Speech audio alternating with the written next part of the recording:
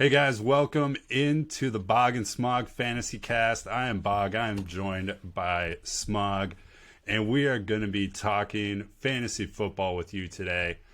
Today's show, we're going to be running through some advice and annoyances that we experience in our leagues and give you a rundown of how we project the first round of our Dynasty League rookie draft going for us this year.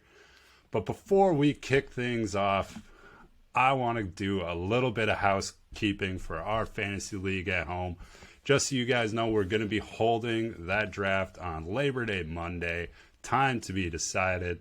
Rosters after that are going to need to be cut down to our legal limit on Tuesday, the 6th of September. And league fees, as always, for everyone, should be paid before the start of the season, which is Thursday, September 9th. Now, out of all the years, has everyone paid by that time, Nick? Absolutely not. And any other commissioner out there knows that you are always hunting people down, trying to get the money so that you could pay out those winnings at the end of the year. But, our league's been pretty good about it for the most part. But, hey, guys, it's a new year. There's always a chance for a fresh start. Why don't we try to get those league fees in? Let's get them in on time. Sounds good. All right. What do you think? I think we start with the good before we get into the bad. All right. So let's build them up before we break them down. All right. So here we go. Advice. Give me your top number one piece of advice that you would give to any fantasy player out there and those in our league at home.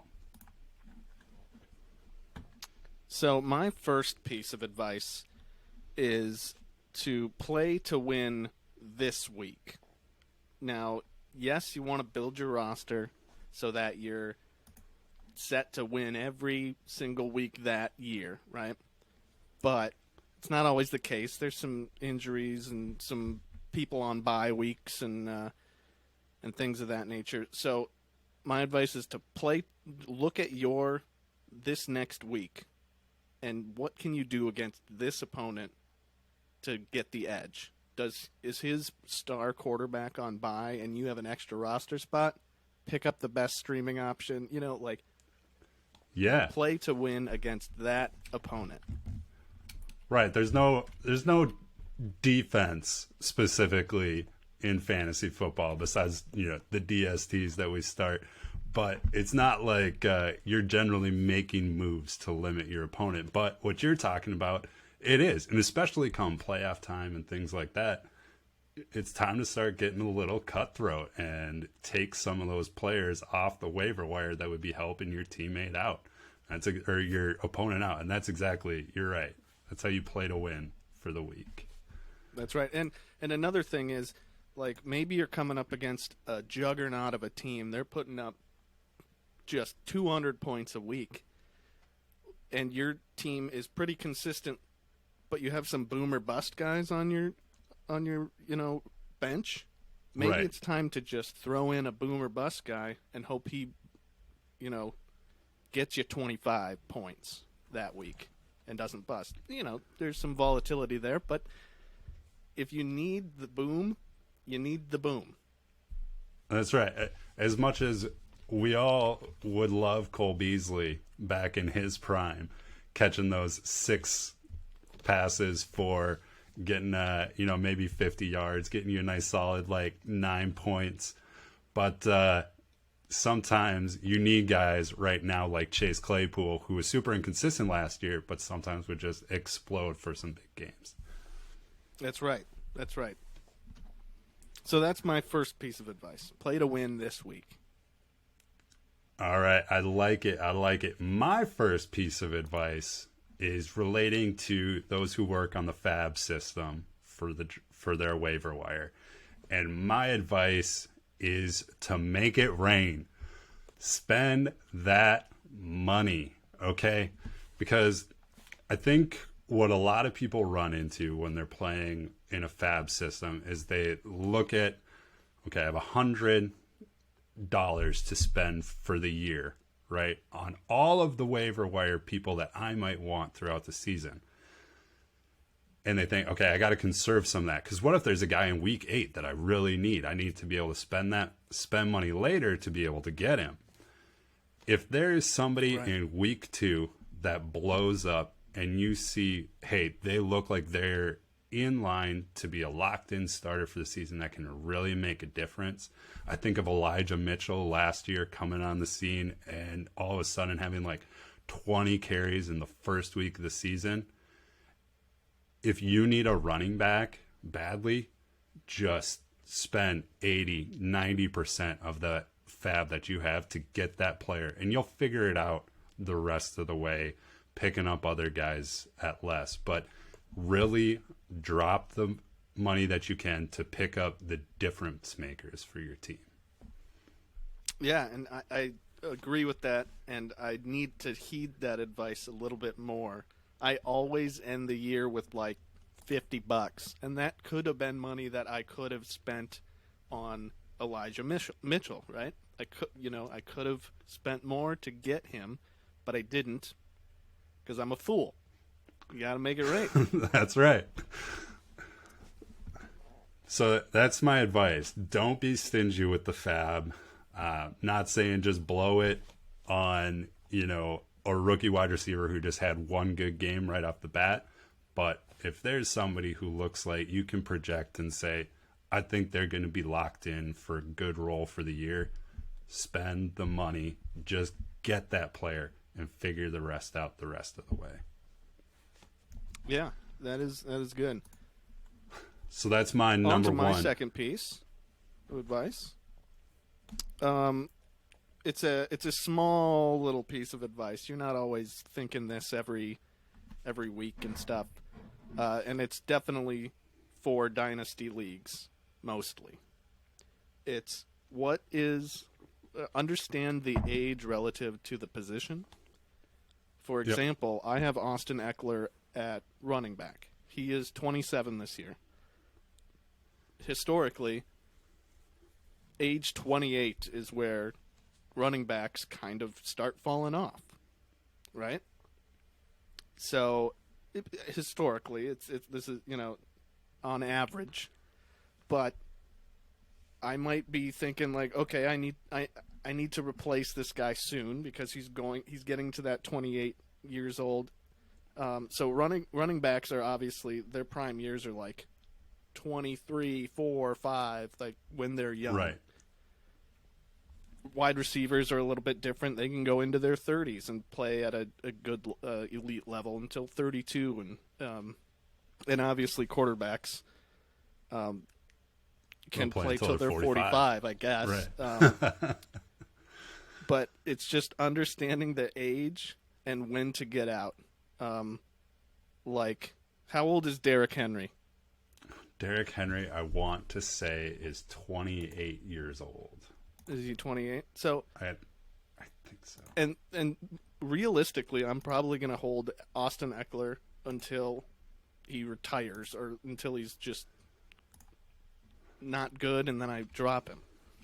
But I could instead trade him and get a haul for the number 4 overall running back this year or something, and be set for later down the line. I probably won't do that because I'm a scared boy, but it's tough. It's really tough, but just understand the age relative to the positions, when that drop off is coming, and plan ahead and get something going.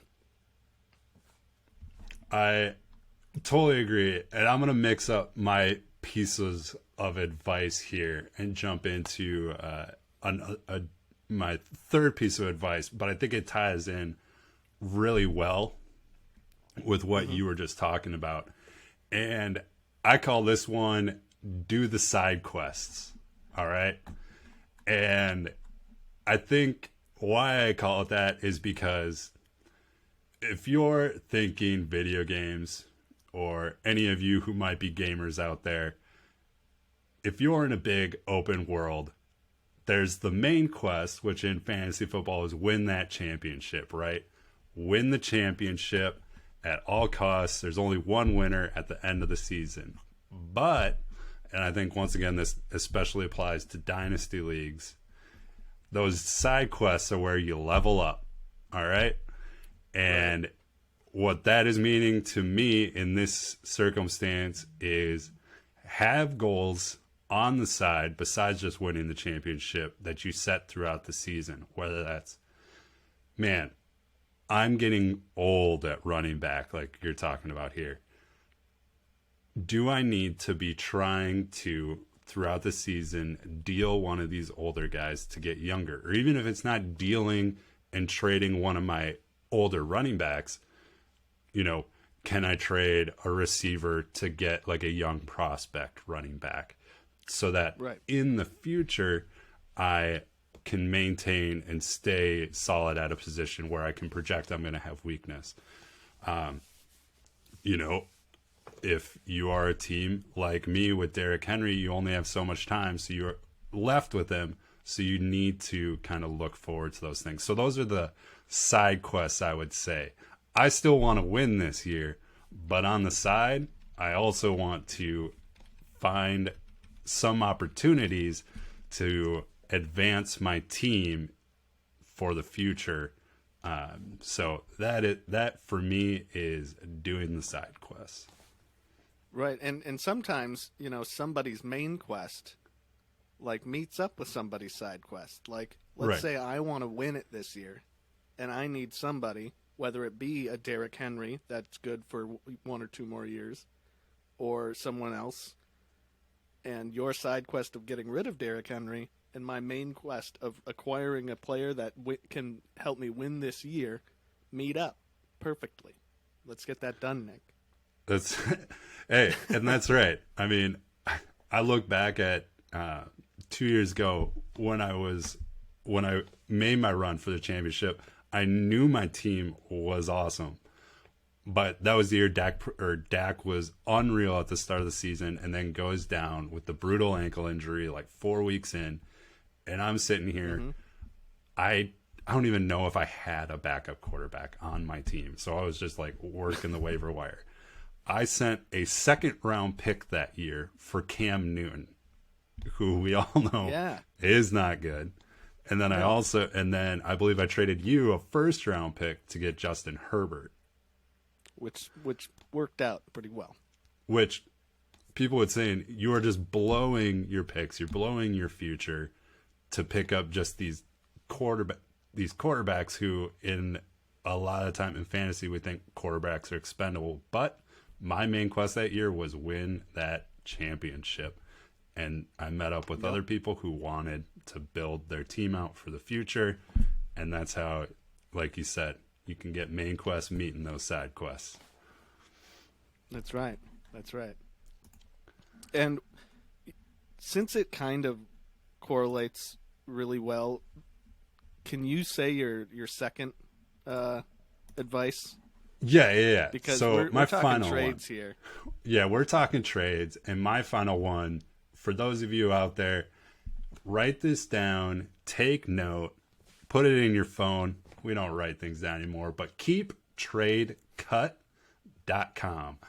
Hashtag not a sponsor. They, these guys, whoever is behind this, I love this website. It is who I reference anytime I'm proposing a trade in Dynasty football, because what they do is it is crowdsourced. Every time you go to the website, before you get access, you have to pick out of 3 players who you're keeping, who you're trading, and who you're cutting, right? And they take that data to determine where people are valuing players currently. So if a player in that survey is constantly being kept, they know the value of that player is going up or traded or cut, right? So that's how it kind of crowdsources the value of those players. And then it's just a trade calculator where you can put in the players that you are looking to trade and who you're looking to acquire. And it calculates whether it feels like that's a fair trade or not. And one of the things I really like that they do that is different from some other trade calculators that I've seen out there is they actually calculate in the value of opening up your roster spots, right? So where if I'm trying to trade for, I don't know, Christian McCaffrey, right? And they give him a value of like 7,000. I can't just pick like 3 players that are worth like 3,000 and be like, hey, look, this is 9,000 in value that you get for this 7,000 in value of Christian McCaffrey.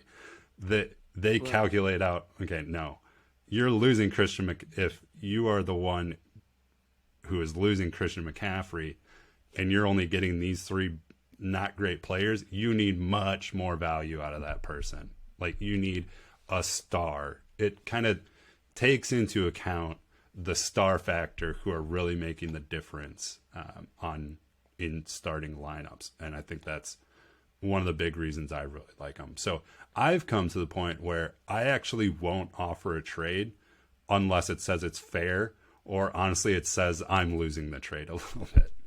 Yeah, because it's always like, speaking of that, it's always like nerve-wracking when like, oh, I got a trade come through, or a trade offer coming through, and you open it up and you're always thinking like, well, this guy's going to, the only reason he offered me a trade was because he wants to win that trade, right? And that's it's obviously everybody wants to win the trade, right? So, but even if you're like, oh no, he's definitely winning this trade, you can go to keeptradecut.com, type it in, see what the values are, negotiate that way, help that as a negotiating tool, and it'll help out with your kind of confidence in the trades going forward, right?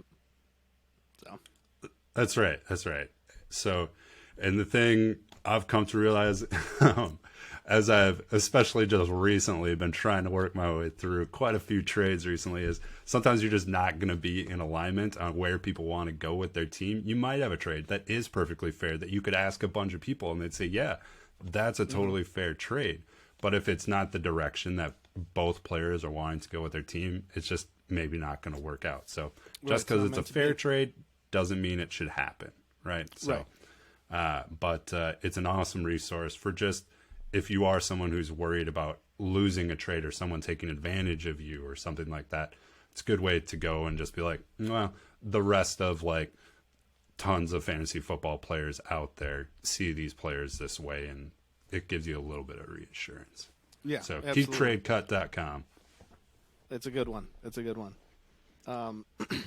Okay, so my third piece of advice is don't give up, right? And this is more so, I mean, this is advice for life, right? Just don't give up. That's right. But, so what I'm saying here is if you go 0-3, you can go 3-0. You know, it's not going to, like, it's possible, right? You play to win that week. You do your trading. You do whatever you need to do. Pick up some guys from the waiver wire. Just because you're on a losing streak does not mean you're going to, doesn't mean that like, okay, well, all hope is lost. I'm going to give up. I'm not even going to look at my roster anymore. It brings down not only you, but the whole league a little bit, Nah, I totally agree. And it's like you go 0-3, 0-4, you're feeling pretty bummed, right? But there are now, we play, so with our 10-team league, we just do a 4-team playoff. So the last 2 weeks of the season, so 16, 17, that's when our playoffs are. So there's 11 more games to, get into that winning record, get into where you need to be to just make the playoffs. And that's all you got to do. That's right. Is just make the playoffs, because in fantasy football, every week can be absolutely wild. You can go up against an absolute juggernaut of a team, and all of a sudden they just have a bad week. Your team does fine, and it doesn't matter if they scored the most points for the year. because you just beat them and you're on to the next round. So just play to make the playoffs. That's right. All right. We've built them up. We've gave them some advice. Now let's break them down and let them know what we absolutely cannot stand. Let's get some annoyances here. Let's do it. And what drives you absolutely nuts? Precursor. These things drive me nuts, but I am guilty of all of these things. Absolutely. You know, so it's not that we're coming out and ripping them down, like ripping everybody in our league down. We are all guilty of things. So. Oh, yes, absolutely. I mean, no one, I think, is completely clean and always ran a perfectly fair, great season where they didn't do anything a little bit shady, a little bit that, their league mates don't kind of look at sideways or just be frustrated with. So right. This is just letting people know what we experience that it frustrates us, so that you can look yourself in the mirror and say, am I an annoying person right now for what I am doing? Yep. So why don't you kick us off, Phil? What's the first one? So, I had two here, but I'm going to go in with a third one that just kind of came to me talking about my third piece of advice, which is don't give up. Okay. Giving up is very annoying. It's like, some would call it tanking. Playing him again, and like he hasn't changed his lineup since week 3. Like that's pretty annoying. It is, and especially so. I mean, our main league that I feel like that we are most dedicated to is a Dynasty League. So giving up doesn't quite happen as much in the sense of like somebody completely tuned out, doesn't even set rosters or anything like that. But in redraft leagues that you have like with your work or, neighborhood or just like casual family ones or something like that, when there's someone who just suddenly is not setting lineups, not doing anything, it just makes the whole entire league feel so much worse, so much less worth it. Right, yeah, and you're right. It's more so with redraft leagues. I'm in like 3 or 4 leagues this year. The Dynasty League doesn't really happen that often because even if you're losing a lot, you can try and kind of repiece together a team that will be better for the future. In a redraft league, you just gotta do trades and waiver wires, and if you're not willing to do those things, get out of the league. Or give your league to some like your partner or your friend or whoever wants to play another league. Give it away. Nah, I totally agree. Yeah, you always want active players, and that's what makes a league great and fun, is having active players that care. Right? That's what makes it the best. Yeah. So, that's right. So yeah, that's a good one. I'll go into one of my two that I had written down here. And this kind of ties into the having active players part that you like communicating with. And I call this trade ghosts. Getting ghosted when you're trying to have a trade negotiation, when you're trying to discuss the value of players, trying to make a move. When you are the person sending the trade offers, man, it's exciting because you're like, I want this to happen. This is the way I want my team to go. This would be awesome for my team. It shakes things up more than just like a waiver wire pick, which is always fun. So you get amped up, and then you send the trade. You maybe send a text to, hey, got a trade out there. Check it out. And then you don't hear anything. You don't hear anything. There's nothing there. Or you get, yeah, I'll think about it. And then they didn't think about it. And then they didn't think about it. And they didn't take the time to go and reject the trade either and let me move on, Phil. I need closure. Yeah, if you're not going to want to think about it, just hit that reject button right away. That's right. So, Or actually don't. Advice would be go to keeptradecut.com, figure something out, get some negotiation going on. But a rejection is better than a ghost in fantasy football and in life. Ladies. that's right. That's right. So, number one, trade ghosts. All right. That's That good. is That's the a good number one. one for me. This one that I have it's going to sound weird right away. It's wins that feel bad. And what I'm talking about is when your opponent maybe did give up and didn't set his lineup. And I'm guilty of this. We know life gets busy. You don't have time to do some research every week, but you do have 2 minutes to go on your phone, go and hit the sleeper app, and just set an active lineup. Right? You have that time. You poop, right? Go when you're pooping. Right? Go in the bathroom, set your lineup, come out. If you don't want to do anything else, that's fine. Everyone has their phone when they poop. Everybody. Or go if into you the have bathroom, kids, you go into the bathroom just for some quiet time, and you go on your phone. I'm not sure about that one, but I will. I'll take your word for that. But I've gone into the bathroom, reached into my pocket, been like, nope. I pull up my pants, go get my phone, go back in. That's right. Everybody can take 2 minutes to set an active lineup. But I have been guilty of this. I remember one. It was either last year or the year before. I was facing Tanner in the playoffs. Yep. I forgot to set my lineup because I'm a fool.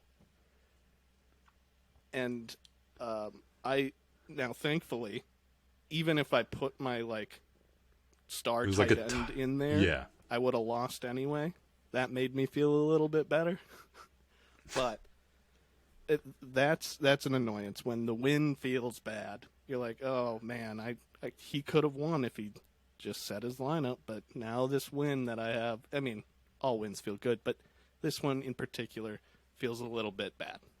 They feel a little hollow. And I've actually gotten to the point where I will actually reach out to someone if I'm playing against them and I see Sunday morning they have an injured player in. I'll be like, hey, just check it out. This player looks like they're hurt. Maybe switch it out. Right. Because honestly, just the more active you have the players and just the more competitive your league is, the better. Because it makes it, if it just gets fun for everyone. It just makes it more fun. Right. So, yeah. I got to say, when we were thinking about this, I didn't think wins were going to be one of your annoyances. But I get it now. Wins that feel bad. Wins that feel bad are annoying, man. Not just because I won, but because, other player. I get it. Now, here's an oldie but a goodie. Kickers. Get rid of them, nerf them, do what you got to do to make them have the least impact in fantasy possible. I remember a time early in our Dynasty League. I think I got in last place this year, but there was a year where Greg Zerline was my highest scoring fantasy football. Greg the Leg Zerline. This is back in the Todd Gurley days when the Rams offense was unreal. And he was booting 50-yarders left and right, scoring 5 points apiece. Are you saying he was your highest on the year? I'm saying on the year, Greg Zerline was my highest scoring player. He outscored my quarterback. That's incredible. Now, I mean, there's a reason I was in last. We have nerfed, right? We nerfed. So this is a suggestion I have. If you have people in your league that are on the side of the fence that kickers are players too, let's keep them in. They're part of the game. And hey, football is wild sometimes and unpredictable. You like a little unpredictability. It's fine. I get it. nerf them. Make it so that field goals are field goals. They're 3 points. All right. Oh yeah, right. Every time. I don't care if you're setting the record, booting it from 67 yards. It's 3 points. Okay. Yeah. And then also take away points for missed extra points. Okay. There was a lot of them last year. There's a lot, and it just reduces like how many points they get. Now, if you have Justin Tucker, who never misses them, that's one thing. The Travis Kelce of the kicker position. Right. So that's my piece. I get annoyed with kickers. I hate having a bad beat where a kicker scores like 15 points and mine scored like 3 because the offense scored 3 touchdowns and they were just good. They just didn't need to kick field goals. Yeah. So that frustrates me. So that is one of mine, kickers. That's a good one, man. That is a real good one. I'm with you there. My last one is losing with. Now this isn't like an annoyance that people do, right? This is an annoyance that everyone can feel, and it's losing with the second highest point total. And it hurts boy, so bad. That is the worst feeling, and you have to you feel like you have to say it in the chat, right? You have to let people know. I would have crushed every single one of you, except this guy. I would have done it, but that feels bad, and it happens every year, almost every week. Like, there's always like a juggernaut matchup every week, right? Yeah, and it always happens, and that is annoying. Now, there's nothing you can do about it, right? There's nothing you can do about that annoyance. But man, but it's annoying, man. Oh, but it's really annoying, man. Oh man. So that was my my little annoyance there. Yeah, and I'll throw this in just on that. I haven't ever proposed this in our league, and I'm not sure if I want it or not because it just keeps on. I am on the side a little bit of fantasy football is a one-on-one game that we get excited about each week, crushing the person that we're playing against. Some people have been annoyed so far by what you are talking about that they have implemented rules in their league that is you not only are competing against your opponent, but you also are competing against the median score each week of your league, right? So if you scored above 5 of the other people and you won your game, you went 2-0 that week. But if you won with a really low score, you went 1-1 because you just got lucky on your matchup, right? And then at the end of the year, you have like a record out of like 32 or something like that. Like, so that's a way to mitigate that if you are someone out there who is like incredibly annoyed to the point where you need to not ever feel bad about a second place loss or a second highest score loss. So that's taking it out a little. Right. Now, it would be cool to implement something that wasn't like at all like a side thing, say, you know, like a side bet, right? It would be cool to implement something like that. Like if you were the highest top 5 scorer, you get something fun outside of the fantasy league just to spice things up, you know? But, I mean, if you're putting up points and the other person puts up more points, good on them. That's right. Unless they scored 20 points with a kicker. Bad on them then. Exactly. It all piles on, man. And that's just the worst week you can ever have. That's right. All right. That is our advice and annoyances for the week. And now, Phil, I'm getting excited. I can't wait. The rookie draft is coming. We push it off to the end of the year when we have all the information possible of who's playing, who's hurt, who's in the starting lineup, who's making the cuts for their team. So ours will be on Labor Day, pushing as far as we possibly can. You and I are going to run through who we think each of our league mates will be taking at their spots in the first round of this draft. Not who we think they should take, not who we think is projected in that spot, but who we think they will take. We're going to get into their psyche. We're going to get into their mind. Who we think they are taking. We don't want to give them hints at who they should take. Absolutely. That would be helping them too much. And maybe there's some mind games here. Maybe I'm going to tell you to take, what? I don't know, Malik Willis with the 4th overall pick. That's right. Seems like a good idea. I think Jordan's going to do that. But hey, let's get into it. Let's jump right in. The number 1 pick this year in our draft goes to Michael, who I think has a pretty solid team. I think this is chalk. I think consensus universally is Breece Hall is the 101. Do you see any way that he doesn't take Breece Hall? No, I don't think there is any way he doesn't take Breece Hall.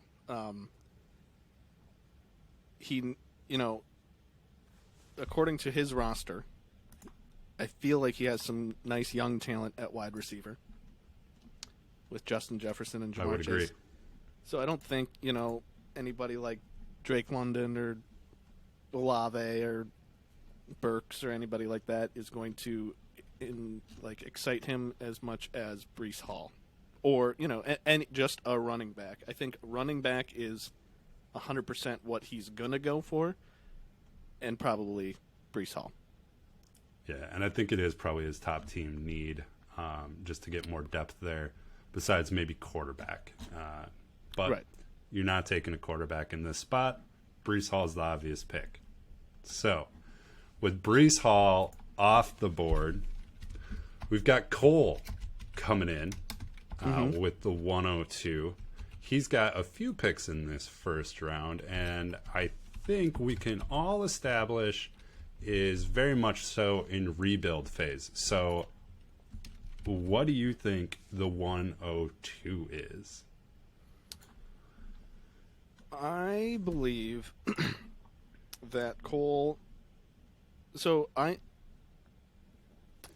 think Cole's wide receivers, and maybe he'll think this too, are decent, right? He's got some good young. I mean, they're fine. He's got some good young talent that could break out, like Amon-Ra St. Brown. Yeah, is great, right? He is. Breakout year last year, a little bit of a breakout, but he's chalked up to be very good. Solid. Year. Yeah. Rondale Moore, especially when Hopkins is out for the first 6 weeks, he can do. But his running backs are Cam Akers, Darnell Anderson, or Darrell Henderson. That's right. And a few other backups. Yes. Well, Devin Singletary. Devin Singletary could be good. Tony Pollard could get some utilization, but we view those kind of more as flex guys, right? They're not your starting running backs. Right, so I think what he'll want is a running back. So I think he would skip. There's a lot of good receivers to look at, but I think he would skip that and probably go Kenneth Walker or James Cook. Now, he has Devin Singletary. He could go like that route and see what the Bills do with that backfield. Secure the backfield, yeah. But Kenneth Walker is my choice for what Cole would pick. I agree, especially because despite your advice of win every week, I think that's going to be tough for this team this year. And I think he has been making moves that I think are good long-run moves. Like, he's got a lot of picks. He's got a lot of young players. He can afford to wait on Kenneth Walker, who we know has like an injury right now. He doesn't need him to win right now. So I think Kenneth Walker is probably the pick, I would assume. So I think we can lock that in. Kenneth Walker, number 2.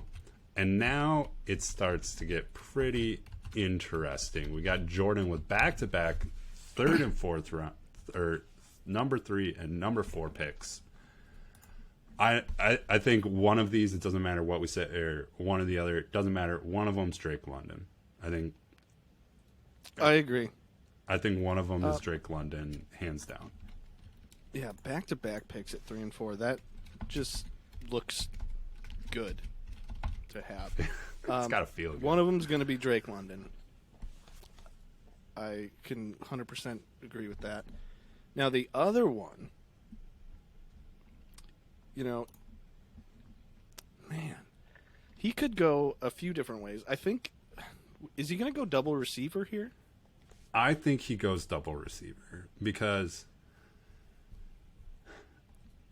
despite... he could go London and Burks. Or London and Burks. Or London, Olave. Garrett Wilson. I think any one of those guys is worthy of the third or fourth. And I just don't think Jordan goes James Cook at this spot. I don't think so either. So yeah, I think it's a lock for Drake London, and I'm gonna go with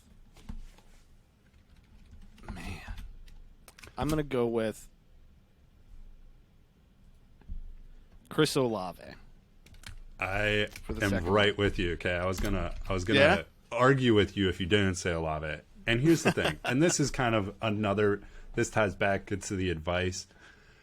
You and I know Jordan for sure. We listen to the Fantasy Footballers podcast religiously. Love those guys, and I know that they are super hyped about Chris Olave as a potential breakout and just eventually contributor to that team in the long run. And I think he's just probably more solid than some of the other potential receivers he could go with. So I think he goes London, Olave, and his team starts to look real solid moving forward at wide receiver. Right. Because, so, if I'm not mistaken, wide receiver in Atlanta, all three are out, right? I mean, Calvin Ridley, obviously, he's a gambling man. Yes. And Julio's on the Bucs now, going with Tom Brady. Yep. And Russell Gage is out. Russell Gage is at the Bucs too. I didn't even put that together. Really? But Julio was in Tennessee last year, so but they're reunited. Right. Yeah, that's true. That's very true. Yeah. Okay. So yeah, it just seems like who's the second receiver on the Atlanta Falcons besides their tight end? Right. Yeah, I think it's Drake I London, think London and Olave. I agree. For sure. But then number 5, going to Tanner, and this is where it's questionable. I wouldn't be surprised if this is like Tanner calling out to you. Maybe this is a pick to move, right? Because to me, this is just me, I don't see James Cook as worth the number 5 spot. And Tanner is so loaded at wide receiver and young wide receivers right now. Adding another one is never bad, right?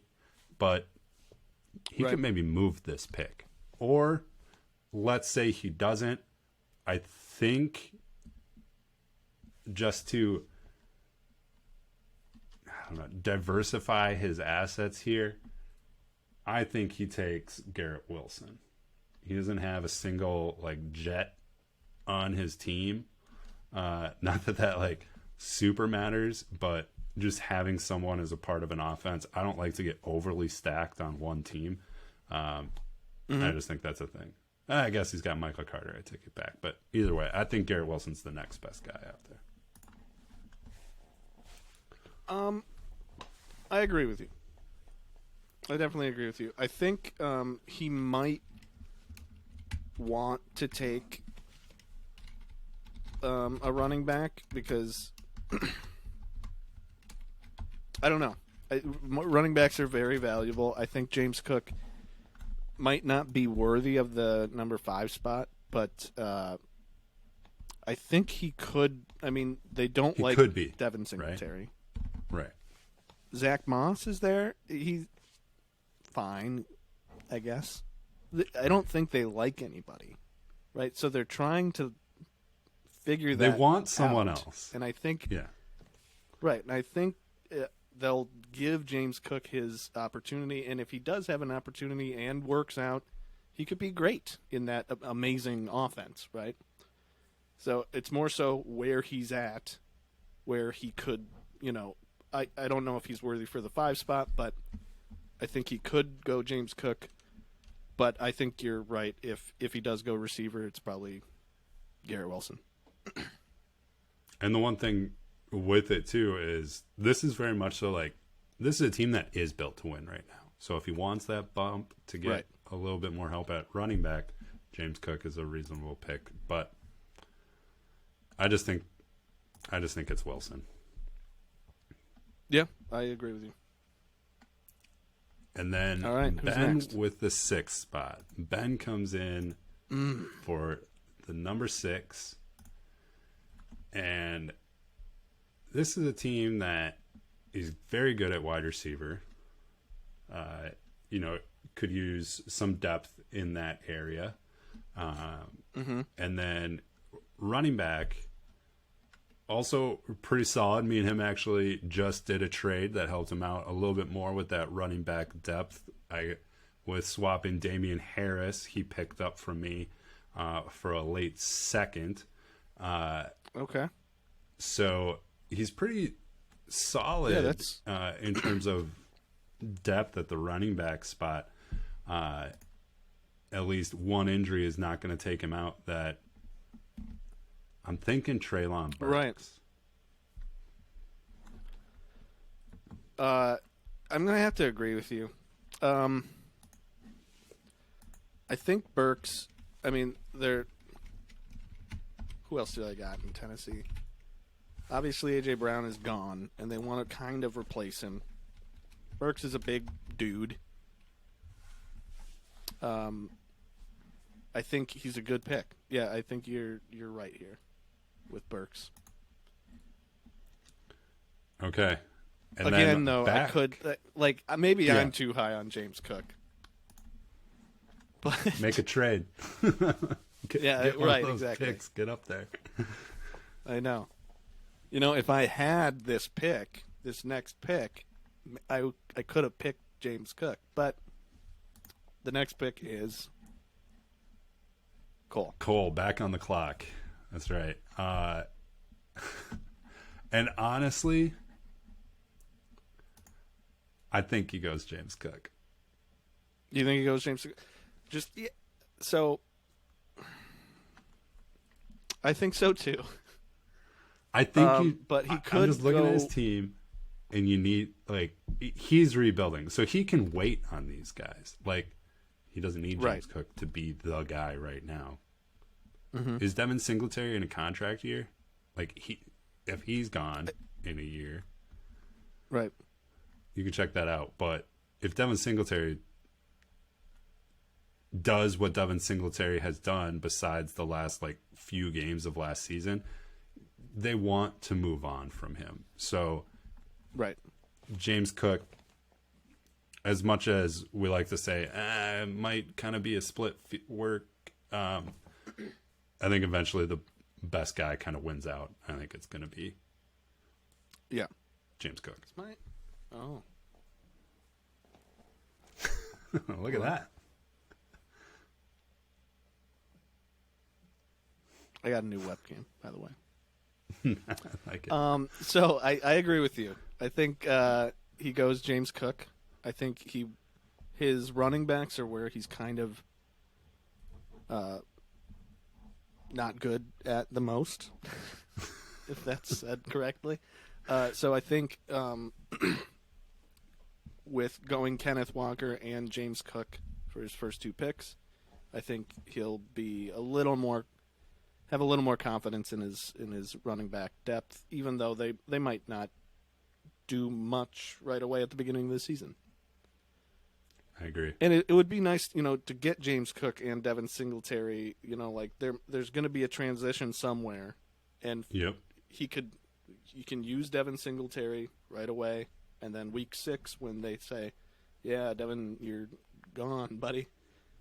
Here's James Cook." He can use that transition to his favor. I agree, and it just feels like a Cole move. Yeah. I'm going to abstain from this next one to not completely show my cards here of who I want. I would be on the clock at the 108. Where do you think I'm going? Man, there's a few ways you can go. I think you're going to go wide receiver because, the next best running back, Isaiah Spiller, Dameon Pierce, I don't think you care about those guys. But maybe you do. Who knows? Maybe I do. Maybe I don't. I think you're going to go with... I'm sorry. Hold on. Ben had Burks. Okay. So I think you're going to go George Pickens. Ooh. That's what I think. George, he's young. He's 21. He's looked good. He's big. He's a big boy. I but like big receivers. Do you have Chase Claypool, Nick? I dealt him last year in. So you're looking to get back up into the Jones. Pittsburgh wide receiver area, huh? The Steel City. They do So know how to draft some receivers. Go Pickens. But it could very well be Jameson Williams. One of those two. I want to win now, though. Fair enough, man.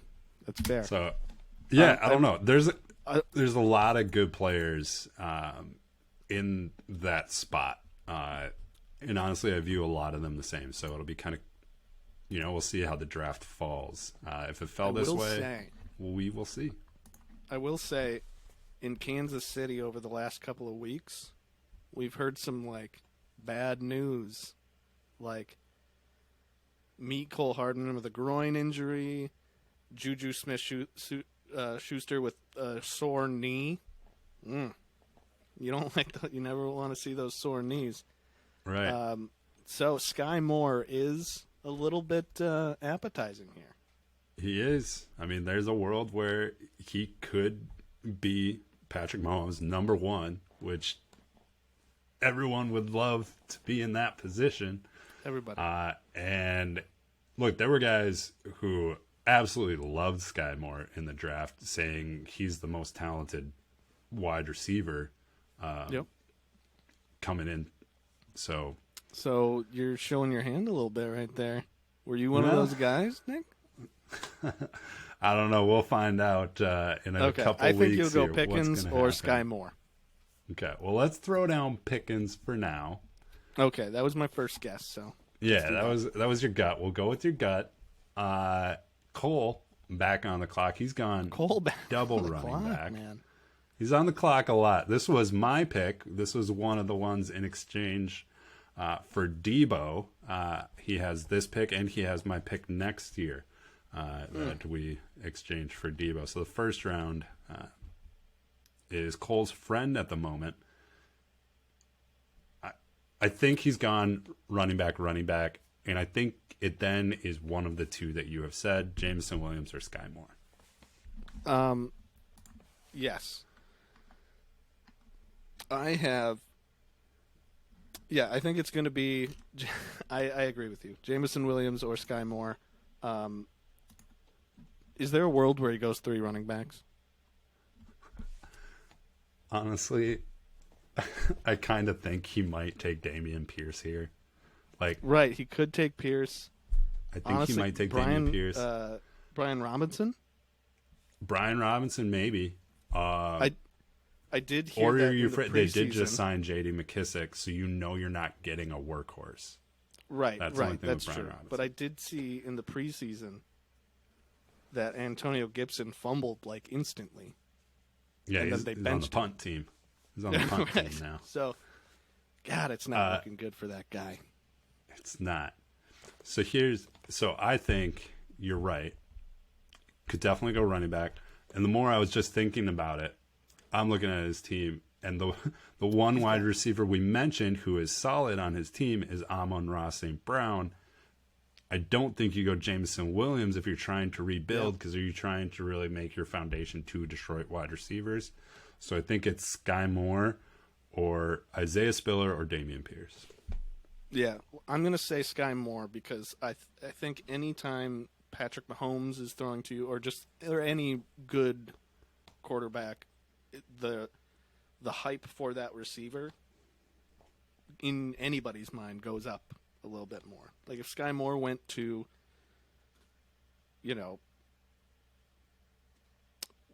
the Jets. Yeah, you're right. The Jets, the Panthers. Who's in the? Oh no, is that Baker? Yeah, but you're right. Like the possibility of having someone who might be the one for Patrick Mahomes is a shot you got to take, especially at the 109 here. Like, I mean, right? It's an awesome possibility that you could be hitting on. So I think that's what he goes with. I agree. And then, last but not least, in our 10-round draft here, the champion.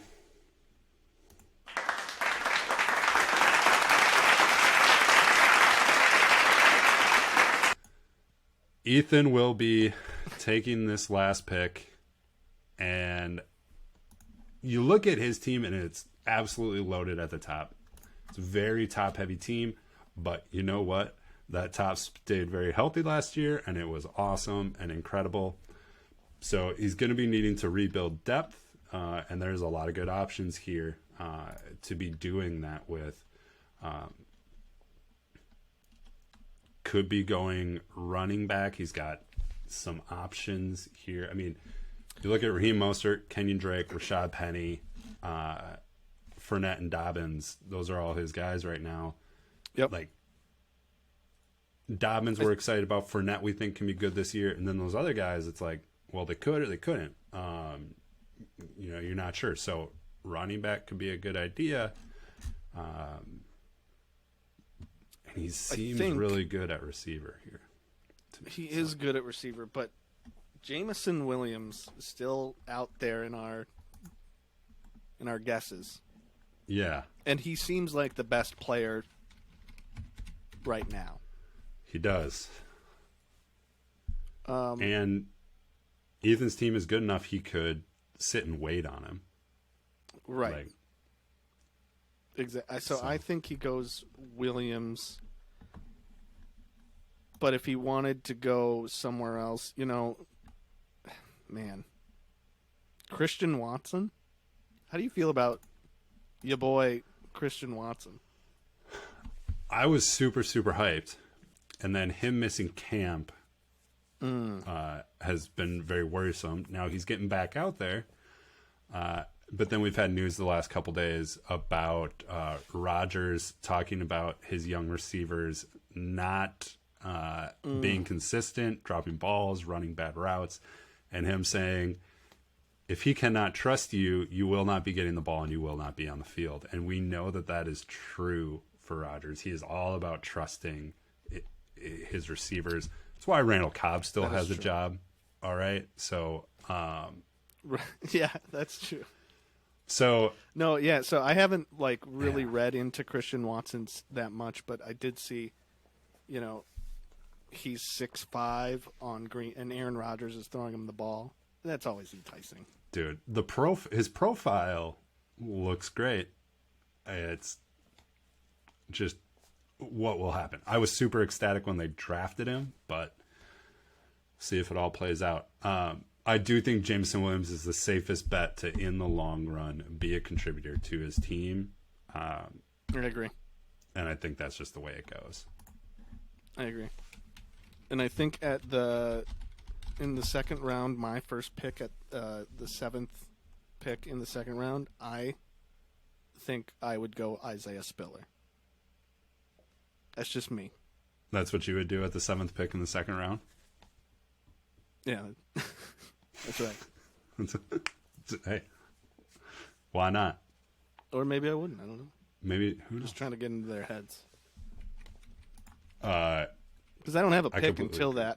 the 17th. You're the 17th pick. Well, hey, I actually think there's a lot of guys When's out your there that first is pick? why I traded. What? My first pick is the 8, When's your and first then I go back to the 208, which I just acquired in that trade from Ben, because I do feel like there are some very good prospects still out there at that range. So I was actually trying to get back up into the second round to get one of those guys because I didn't have a second round pick. So, Pretty great, Nick. yeah. All right. That has been this week's episode of the Bog and Smog Fantasy Cast. We covered some advice and annoyances, ran through our draft predictions. Smog, it was a pleasure. Oh, it always is, Bog. All right. We'll catch you all on the next one. Thank you and goodbye.